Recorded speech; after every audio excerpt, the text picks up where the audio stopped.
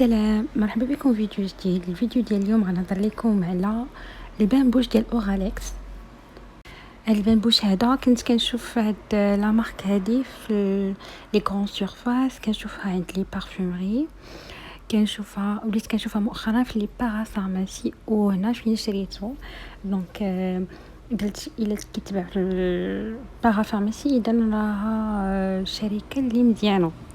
دونك قلت علاش لا ما نجربوش، خصوصا ما بالياش هذاك البامبوش اللي كنستعمل ديما اللي هو ليستيرين. قلت اجي ناخذ هاد اوراليكس نجربو.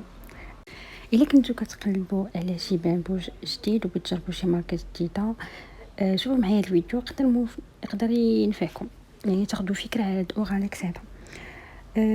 هو هاد اوراليكس كيعاون على النظافه اليوميه، كينقص من الريحه ديال الفم اللي كتكون كريهه، كيعطي واحد الاحساس ديال الانتعاش، خصوصا بعد الماكله ولا بعد ما كتغسل سنانك. الحاجات اللي عجبوني فيه عنده واحد الريحه ديال النعناع اللي خفيفه زوينه منعشه، ماشي قويه، عكس ليستيرين ما كيحرقش اللثه، خفيف وما كيديرش داك الاحساس ديال درتي شي حاجه مجهده على فمك. الفم ديالك كيبقى نقي مرتاح، كتحس براسك نيشان، تقدر تهضر بدون قلق. الثمن ديالو مناسب، كيدار 30 درهم، ارخص من بزاف ديال لي بامبوش المعروفه، وكيدير خدمه.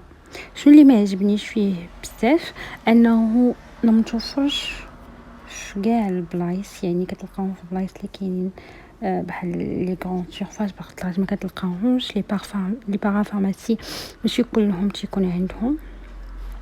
المفعول ديالو كيحيد بعد شويه، يعني ما كيبقاش بزاف معاك النهار كامل، ولكن هذا الشيء عادي في هذا النوع ديال المنتوجات. واش ننصحكم به؟